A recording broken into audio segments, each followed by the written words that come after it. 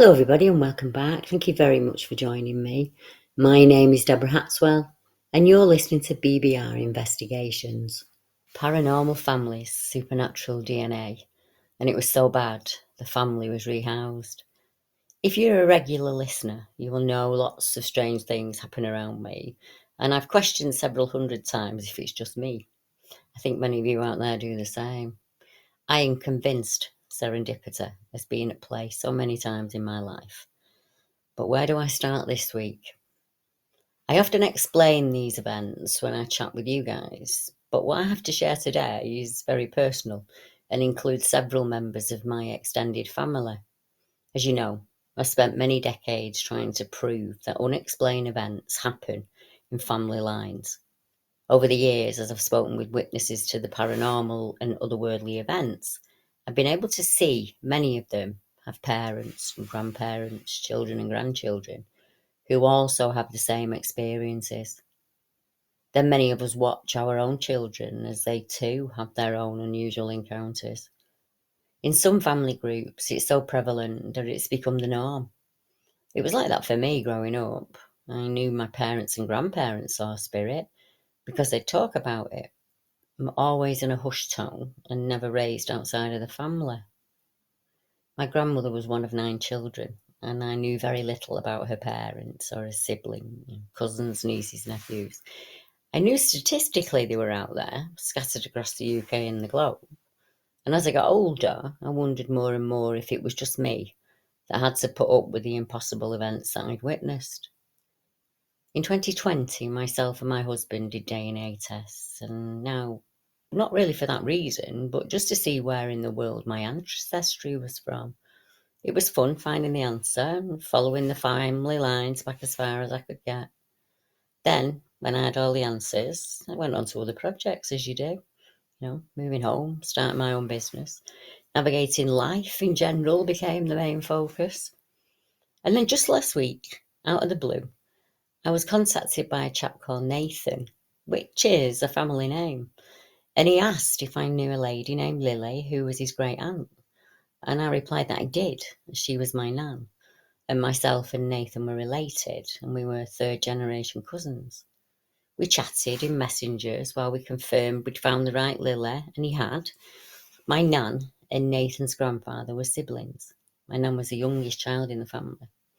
And as there are generations of Nathans going back a very long way, for ease, my nan's brother we will call Nathaniel.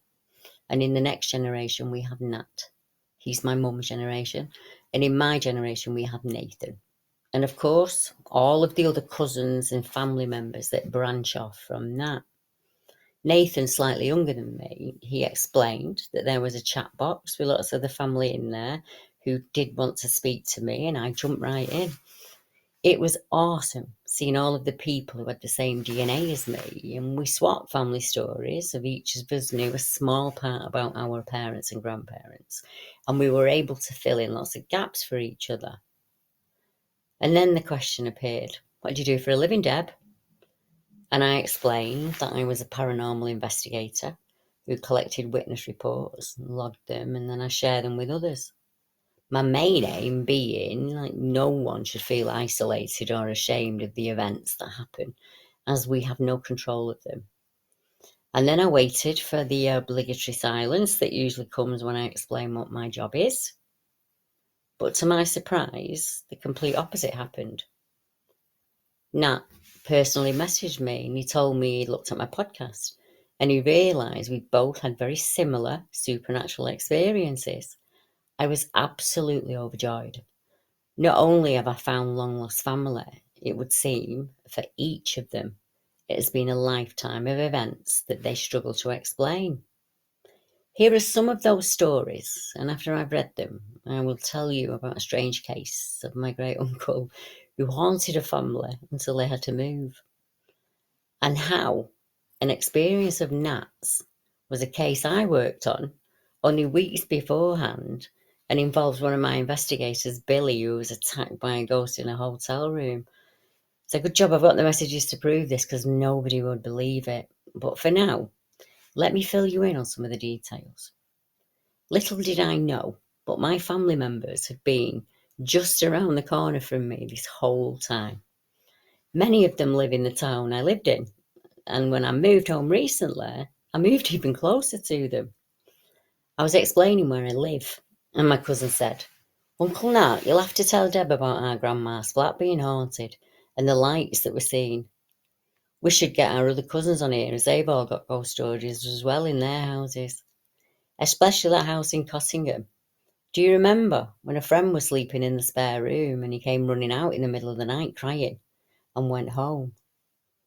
Nat explained to me that there were some strange events around his home that were really intriguing, and he said, my sister saw the veranda on the flat light up for no reason one night. It just lit up. And on another occasion, my mum went to bed and she realised that she'd left her cigs in the lounge. She got up and went back into the lounge to get them. I heard her as she came running back out of the room and went straight into bed. The next morning, I asked her why she'd run out like that, and she said when she went to switch the light on, the room was already lit up as bright as day, but the electric light wasn't on. Then, lastly, Deb, I'm a musician. I play in a trio. One night, years ago, I was returning from a gig in Yorkshire. I got back to the flat in the early hours of the morning. When I looked up at the flat, the lounge was lit up, so I assumed my mum was still up. But when I walked in, the whole place was in darkness, and my mum was fast asleep, and there were no lights on. Now, Nat's my mum's cousin. Nathan's my generation. And he's Nat's son, obviously. And he shared with me an experience that happened to him many years ago now when he lived in South London. And Nathan said, I had a flat in London that I recently sold. When we lived there were a few occasions where I had weird things happen at the property. For example, when I was getting out of the shower, I felt a sharp blast of air blowing on my leg, and I'd turn around to see the towel blowing in the wind. And that was impossible, as there were no windows open, and it was a tiny bathroom. There was no draft that could come in from anywhere. The next week, I came home from work late. It was about 1 a.m. I was cleaning up and putting the dry glasses away, when in the corner of my eye, I saw one of the glasses move. I thought there must have been some moisture in the glass causing it to do that, so I dried it well, I put it back and I carried on. And again, the glass moved towards me. I checked, and it happened again. The glass was bone dry, the shelf was bone dry, so I put it back on the shelf for the third time. I turned away, and I heard it move again. I looked at the glass and said, do that again, and the glass moved forwards towards me. I rang my dad, Nat, whose advice was, don't tell anyone, sell up and get the hell out of there. A few weeks later, my partner moved in with me, and I told her about the weird things that were happening in my flat in the previous weeks. We were chatting in bed about Arthur C. Clarke, of all people, when we heard something metal fall onto the laminate flooring and bounce. The next morning, we were heading off to Devon. I looked in the hallway and I found a tiny brass horseshoe on the floor. I'd been decorating the flat that week, and there was nothing on the walls it could have fallen from, as I'd just been painting. So the horseshoe had seemingly fallen out of thin air. I asked my partner if it was hers, and she said no, it wasn't. I can't work out what happened with the horseshoe. There's nowhere it could have fallen from, and it wasn't possible that somebody put it through the letterbox, as the door was around a bend from where I found it. Anyway, I put the horseshoe on the wall and we went on our trip to Devon. First stop being Boscastle. Now there's a witch museum at Boscastle, and it's the Museum of Witchcraft and Magic. When we walked inside the museum, there were hundreds of these mini brass horseshoes hanging up everywhere. I thought, that's weird. So when we got back from Devon, I emailed the museum. I sent them a photo of my mini brass horseshoe, and I asked them if they'd ever had any stories of apparating brass horseshoes, and they said no, but they'd make a note and put it in their records. And they did say that the horseshoe was a symbol of good luck. Here's a photograph of the two horseshoes, you can see them. The one that appeared in the flat is a small one in the bottom left corner, and the bigger image shows some of the mini horseshoes in the museum. After that, I used to joke with my partner and I'd throw it in the bathroom when she was getting ready and she'd say, "Stop it, I know it's you." And she'd scream. And one day she picked it up and snapped it into 3 pieces. We moved to Sydney not long after that and we lost, you just kind of lose them in the move, don't you? But we have 3 kids, so I'm taking it as representing them as my lucky charms. I told my next door neighbour Mary about it and I asked if she'd ever felt anything in her flat. And she said she did used to hear voices, but she always told herself it was the neighbours. But then, the next week, I saw Mary in the street. She looked really ill. And I asked her if she was okay, and she joked, "You've not seen a ghost, have you?" And she said, "Yeah, I have. And it was much worse than yours." She explained that she felt something grab her wrists when she was shopping and yank them down. And she instantly thought of her ex-fiancé, Brian, who she almost married 30 odd years ago. Then, when she got home, it happened again. Something grabbed her wrists and yanked them down. And again, she thought of Brian. And this time, Brian's mum came to mind. Anyway, by some miracle, she still had Brian's phone number. She thought it was Brian's dead mum trying to contact her. So she went to see Brian, and he still had the engagement ring from all those years ago. It was like Brian's mum was telling her to go back and get in touch with him. I moved to Sydney that week for 2 years, but when I was out there, I wondered what happened to Mary and Brian. So on my return, I asked her, "What happened to you and Brian? Did you get back together?" And she answered, "Nah, he'd bloody aged. After all that, nothing came of it."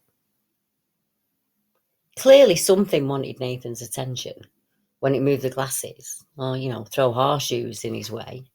And it was the same for Mary. What or who yanked at her arms? That's quite forceful. It'd take a lot of energy to do that. And was anyone else in the block experiencing strange events? I wonder if we have a case of 2 people sensitive to spirit who've lived next door to each other. Together their experiences ramp up. Or was Nathan's presence able to open a portal, a gateway of some kind? Is he the catalyst?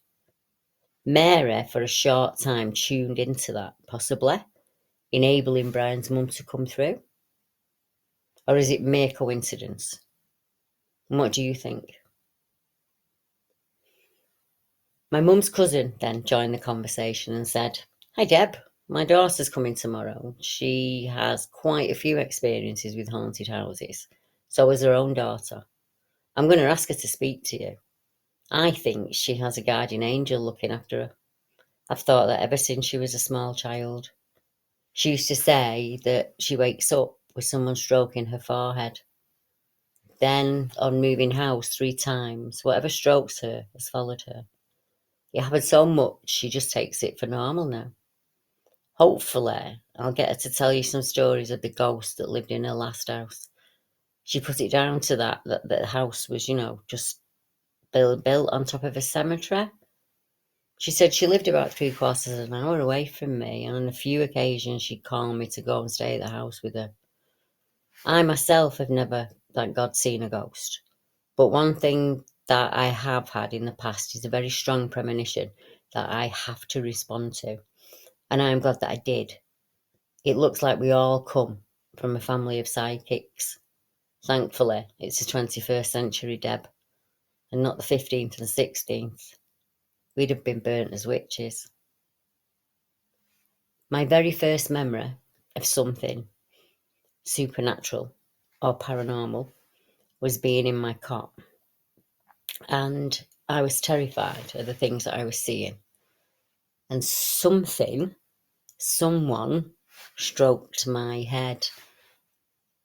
And that someone was there on other occasions and tried to teach me how to not be scared of the things I was experiencing around me. Is it the same someone that also, makes sure that my great cousin is also okay, doing well, looking after her? Nice to think that it would be, isn't it? Hearing all of these stories from my cousins, very validating for me. I found my mum after I chatted with them and I told her. I said, I'm not the only one in the family who's experiencing these things. And knowing it's bloody freeing for me. My mum rarely speaks about her paranormal experiences, and it's rare for her to share them. But something triggered a memory, and she said, I remember years and years ago, Deb, when I was a government officer, I had to rehouse a family due to the constant haunting happening to a child each night in the room, meaning she was terrified, and the parents begged to be moved. Of course, we moved the family, and the home needed to be checked before any other family were given the keys. So there was an informal investigation, and it was shocking, as it was where your Auntie Dee grew up. Now, my mum didn't go into any detail, but she did explain that the house was where her uncle and his family had grown up, and he wasn't the kindest man when he was alive. And it'd seem even in death, he was still a cantankerous bugger. I wonder if he's still haunting there. Remind me to ask my mum for the address. Now, of course, this information was shared with my cousins, and again, I was astounded by a huge dose of serendipity. I am sure my regular listeners will know the story I recently shared from a chap named Billy, who encountered a spirit in his hotel room not so long ago in Bolton. Billy had to come down here and pick up a car. He had an encounter that he found quite upsetting rather than frightening. He woke up and there was a young lady in the bed next to him who panicked and he hit out at him. After it happened, he tried to find information from a local paranormal team in Bolton. This team bought their kit at teamego.com because they were very dismissive of Billy's account. They suggested he see a doctor as he was probably suffering a nightmare, and they kindly bowed out without asking any further questions. Thankfully, the universe pointed him in my direction, and I did ask him some questions, and we were able to track down the newspaper article for the female I believe that he's still haunting that hotel room. But as I say, this was a case I worked on just before Christmas 2022. I didn't share this with my cousins when it happened, as I didn't know them, and it didn't come up in conversation. And at the point this was mentioned, only Nat knew about my podcast and my cases. Chatting together, I asked if we could meet up, as I'd love to know more about his experiences with the supernatural, and he said, we had a weird experience a few months back, Deb, when my daughter's car needed to be picked up by the mechanic. My daughter's car had a garage in Bristol, so the garage sent someone up on the train.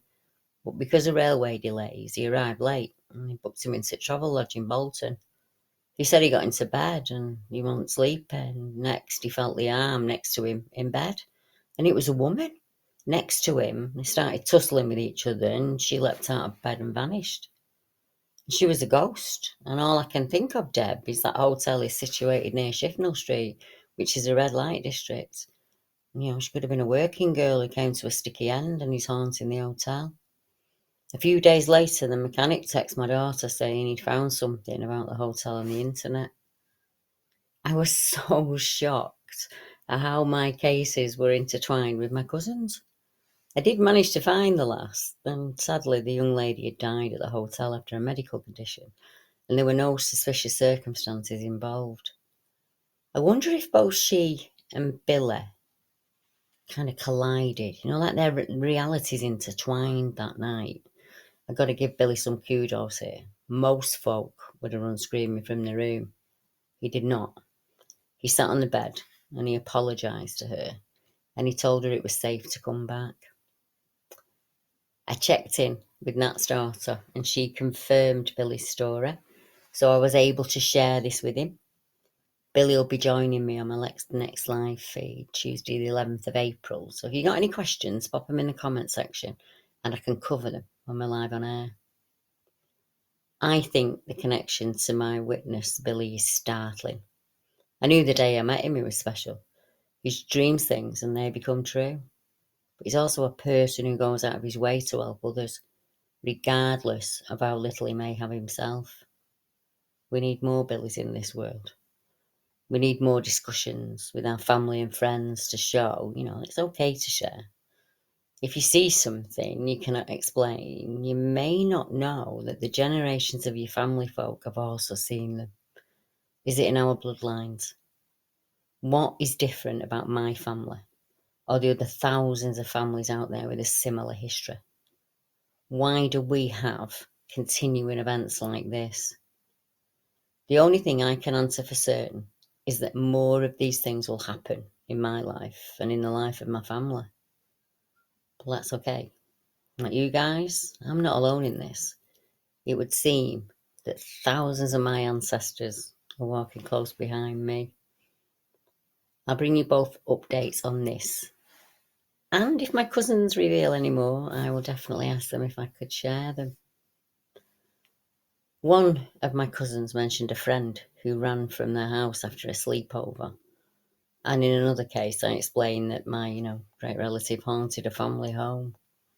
This reminded me of some of the cases I've come across over the years where people are terrified by things that happen to them.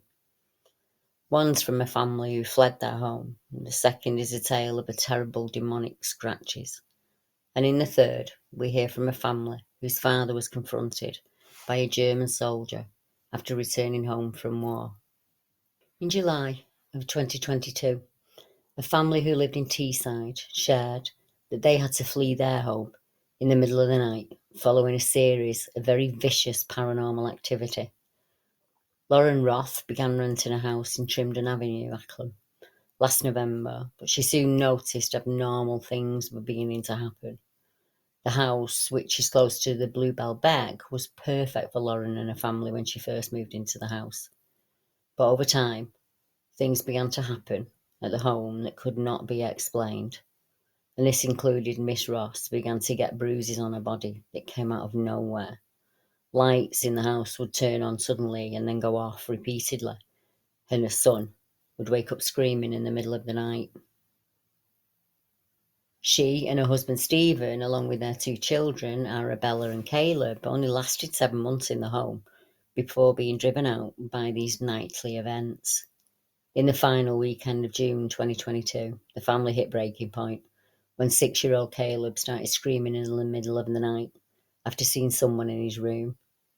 Lauren said she believes in spiritual things, so when weird stuff began to happen, it started a month into their tenancy, and she noticed it. And she noticed that things were just not right with the house. She said, "It got to the point when my young son would be in his room and he'd be talking to somebody.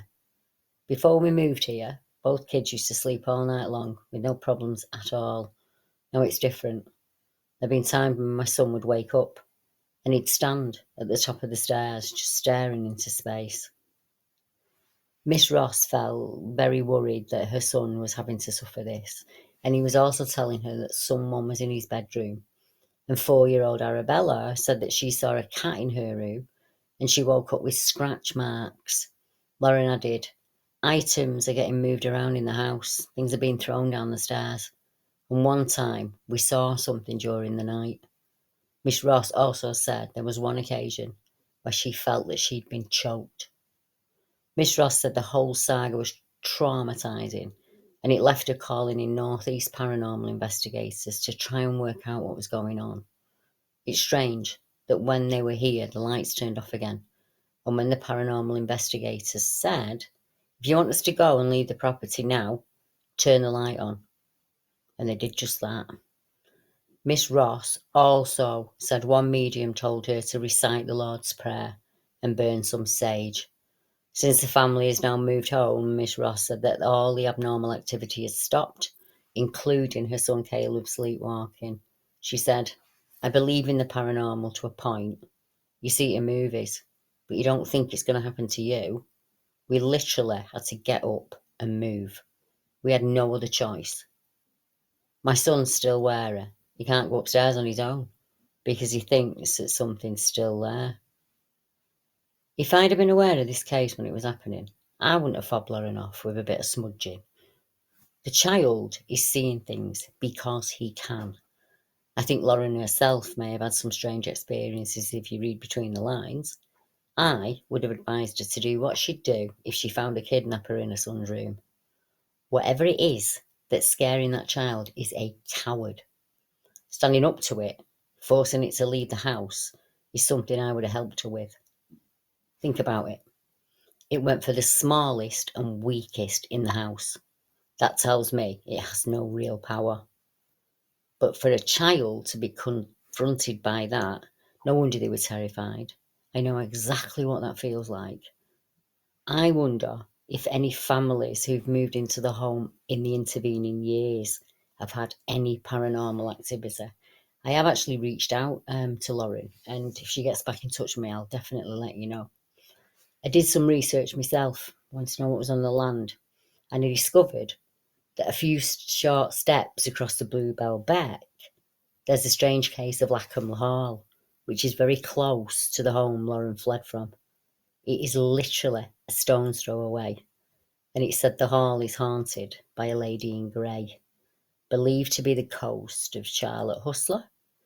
Her apparition has been said to have appeared on many occasions over the years. Over many decades, witnesses have reported seeing her, and it's said that she appears on one of the hall staircases before fading away before their very eyes. He said that Charlotte died during childbirth in the Grade 1 listed building during the 1800s. Many children feared entering the building, which was previously a school, having heard many ghost stories whilst it stood empty. It's said that one of the caretakers' dogs refused to enter the hall after one terrifying event in the library. The dog fled the room and never returned to the hall. Female members of staff have reported their hair being stroked or a ghostly hand touching them. One staff member speaks of a looming apparition that came quickly towards her. As you can see from the map on the screen now, this family are not the only people to experience hauntings in this area. There's an inn close by. It's been known by many names throughout its history. Now it's called Swatter's Car. They think the name Swatter's Car was possibly taken from a farmhouse that was on the site in the 17th century. People at the inn say the sound of crashes and loud bangs are frequently heard coming from upstairs when there's no one up there. Staff have also heard loud growls and snarling noises in the air when they have to venture alone upstairs. I don't know what's going on in that area. I'm not really sure, but I'd love to get myself up there and see if I can get a feel of things.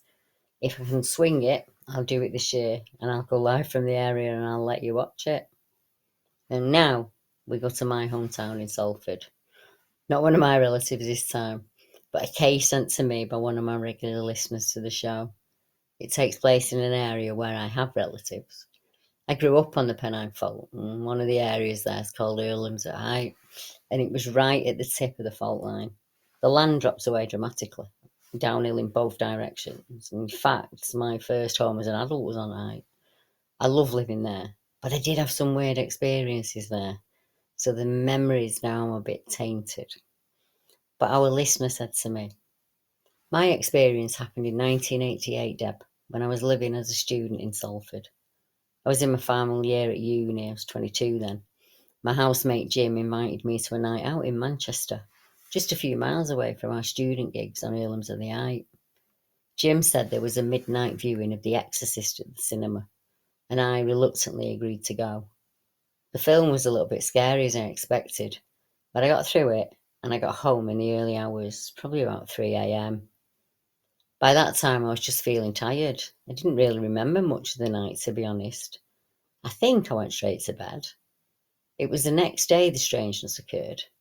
I got up as usual and had my shower, and it was then I realised something must have happened to me. As water hit my back, I felt a very strong stinging sensation. I finished my shower, and as I dried myself, I looked at my back in the mirror, and to my horror, I saw 3 long, parallel bleeding stretches going down my back. I remember thinking, how on absolute earth have I done that? I had no recollection of doing it to myself, and not really anyway. I could have drawn blood by just scratching a bit of an itch in the night. Being young and naive, I just didn't really pay much attention to him, and I just said, oh well. I got dressed and I forgot all about it. It was only a year later I got a chill when I read in a book that scratch marks that suddenly occur can possibly be the sign of spirit possession or a spirit attack. Memories flooded back, and I went a little bit cold. Only because it was Halloween when it happened, and we'd just gone to see a midnight viewing of The Exorcist. Did I invite this, as those scratches were bleeding? They bloody hurt, and they were real. It must be really scary to wake up with scratches, you know. Like Lauren, At Teeside, she'd wake up with bruises. The kid said that she'd been scratched. He's like a negative being, has drawn his hand down your spine, or a spiteful banshee will scare you for life with its talons. Speaking with my cousins, many of them had war stories to tell. The war had a huge impact on not just my family, but on our neighbours and the town I lived in. As it's an inland port, there were many bombings. I remember playing in the bombed out houses as a kid. Entire streets were flat and derelict. They'd be filled with ordinary objects you'd see in life. You'd find flattened houses with toys buried for over 20 years, bullets and the odd incendiary. Coming home from war was hard for men. They witnessed so many horrors. Back then, there was no recognition of PTSD. They were labelled shell shots, or they were bad with their nerves. None of us know what they witnessed, what played through their heads daily. My grandparents were born in 1920s. They went through a lot. They were conscripted and forced to war. Many signed up as young as 14 due to depression and lack of wages back home. I've got relatives who fought in the Spanish War, World War Two, World War One, even the Troubles in Ireland. It makes me so sad to see the promise of the men before they're sent, happy, with lives, young families of their own, and then they returned, demobbed, ignored, passed over. There was no help for them or their families. When my grandfather returned from war, he bought a handcart and set about making his own business because he said he would never take another order from any man for the rest of his days. Our last story is very moving and will shed some light on what it was like for those men. One of our regular listeners shared one of her experiences with me many months ago now. She explained an event that happened to her father's family when they moved into a new home. She said, "The experience I want to share is very strange, and it was related to me by my late father, but it involved my granddad, my grandmother, aunt and uncle. My father was born in 1931, and he was one of 14 kids. This incident occurred before he was born in the early 1920s. My granddad had survived the Battle of the Somme, but he was also injured by shrapnel, and he returned home with war wounds. There was no help for the men coming home. He had to find work regardless of this, and when he returned from the First World War, so he could become a window cleaner, and he got settled in Stretford, near the Bridgewater Canal. My grandparents lived in a terrace house with 2 kids at this point, Ken, aged 5, and Joyce, aged 4. Every night, the kids was rushed downstairs, claiming the wardrobe doors were opening and closing on their own. And they'd scream down the stairs, and the next door neighbour would hammer on the wall due to the noise. This happened every night, and my granddad would see them to bed, show them that there was no bogeyman in the wardrobe or the room, and then the kids would start running up and down the stairs screaming, saying something had ripped the blankets off the bed. Every night the wardrobe opened, and the blankets went flying, but my grandparents didn't believe them. The neighbours kept hammering on the wall because of the noise, and my granddad feared being reported and evicted. Seeing the kids to bed again, he went next door and apologised, said, "The kids are playing up and they've been told to behave, so can you stop knocking on the wall? It's driving us mad." The old man replied, "I thought it was you knocking. I thought the war had sent you by me, and I've been too afraid to say anything." He said the noise was coming from the chimney stack. My granddad went white. He suddenly realised there was actually something in the house. He came back in.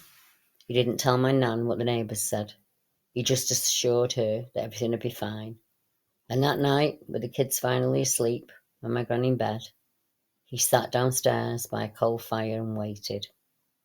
Suddenly, the room grew cold, and he felt a presence behind him. In broken English, a German boy said, "I am a soldier you shot in the war. Don't turn around because I'm not a pretty sight, but I just want you to know that I bear you no malice." My grandfather was petrified, and there was no way he was turning round. The German added, "Tomorrow night, I'll meet you here by the fire and shake your hand. If you do this for me, then I'll go. The room grew warm again. My granddad ran upstairs to cower under the covers.